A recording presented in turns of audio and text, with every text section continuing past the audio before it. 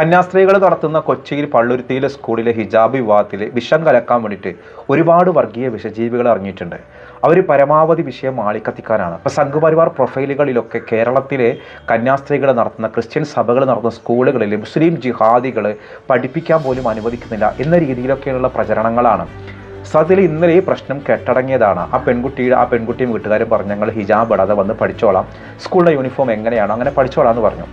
പിന്നീട് മന്ത്രി പറഞ്ഞു കുട്ടികൾക്ക് ഹിജാബ് ഇടാൻ അനുമതി കൊടുക്കണം എന്ന് പറഞ്ഞപ്പോൾ വീണ്ടും പ്രശ്നങ്ങൾ തലപൊക്കി. മന്ത്രി ശരിക്കും എന്താ പറഞ്ഞത്? ആരെങ്കിലും ഒരാൾ ഹിജാബ് ഇടാൻ ചോദിക്കുകയാണെങ്കിൽ അത് അനുവദിക്കണം എന്നുള്ളതാണ്. അതാണ് യഥാർത്ഥ മതേതരത്വം എന്ന് പറയുന്നത്. നമ്മുടെ സ്കൂളിൽ ഒരു പെൺകുട്ടി ഒരു മുസ്ലിം കുട്ടിക്ക് തല മറച്ചിട്ട് വരണമെന്ന് ആഗ്രഹം ഉണ്ടെങ്കിൽ അത് അനുവദിക്കലല്ലടോ. ഒരല്പം കോമൺ സെൻസ് നിങ്ങൾ ചെയ്യേണ്ടത്. പക്ഷെ ആ സ്കൂളുകാർ ചെയ്യുന്ന ഒരു തെമ്മാടിത്തരം ആലോചിച്ച് നോക്ക്.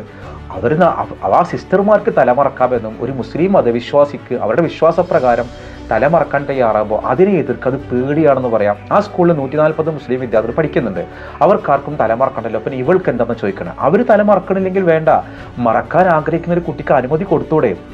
ഈ പെൺകുട്ടിക്കും ഉപ്പാക്കും പറയാനുള്ള കാര്യം ഇതാണ്.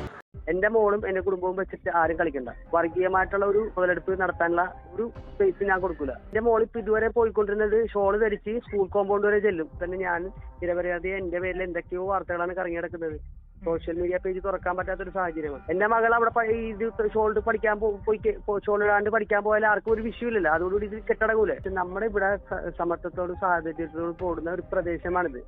ഹിന്ദു മുസ്ലിം ക്രിസ്ത്യൻ എന്നുള്ള ഇതില്ല. ഇവിടെ വേർതിരിവില്ലാത്ത ഒരു സ്ഥലമാണിത്. ഇവിടെ തോളത്ത് കൈയിട്ട് ചായം കുടിച്ച് കളിക്കുകയും ക്രിക്കറ്റ് കളി ഫുട്ബോൾ കളി ഇതെല്ലാം ഒരുമിച്ച് പോകുന്ന ഒരു നാടാണിത്. അവിടെ വലിപ്പ ചെറുപ്പമോ ഇല്ല. അവിടെ ഇതിന്റെ ഇടയിൽ ആരെങ്കിലും ഇത് വർഗീയവൽക്കരിക്കാനുള്ള ഒരു ശ്രമം നടത്തണ്ടെങ്കിൽ അതിന് യാതൊരുവിധ സ്പേസും എന്റെ ഭാഗത്തുനിന്ന് ഞാൻ കൊടുക്കുന്നതല്ല. ഇത് മനസ്സിലാക്കിക്കൊണ്ട് എൻ്റെ അടുത്ത് ജനപ്രതിനിധികൾ വന്ന് എൻ്റെ അടുത്ത് കാര്യങ്ങൾ അവർ പറഞ്ഞ് മനസ്സിലാക്കി തന്നു ഇന്നമാതിരിയാണ് കാര്യങ്ങൾ എന്നുള്ളത്. അപ്പൊ എന്റെ മകള് ഇനിയിപ്പോ അവിടെ നിന്ന് മാറിക്കഴിഞ്ഞാൽ വേറെ രീതിയിൽ അവർ പറഞ്ഞുണ്ടാക്കാൻ സാധ്യത. ഇപ്പൊ കാര്യം മനസ്സിലായല്ലോ. ഈ ഉപ്പാക്കും മോൾക്കും പറയാനുള്ള കാര്യം ഇതാണ്. വർഗീയ വിഷജീവികൾ ഒരു അപേക്ഷ ഉണ്ട്. കേരളത്തിലെ മനസ്സമാധാനം നിങ്ങൾ നഷ്ടപ്പെടുത്തരുത്. നിങ്ങൾക്ക് ഒരുപാട് താല്പര്യങ്ങളുണ്ടാവും. പലർക്കും പല താല്പര്യങ്ങളുണ്ട്. ദയവ് ചെയ്ത് ഈ വിഷയം വിടുക. ആ പെൺകുട്ടി പഠിച്ച് ജയിച്ചതൊരു നിലയിലെത്തട്ടെ.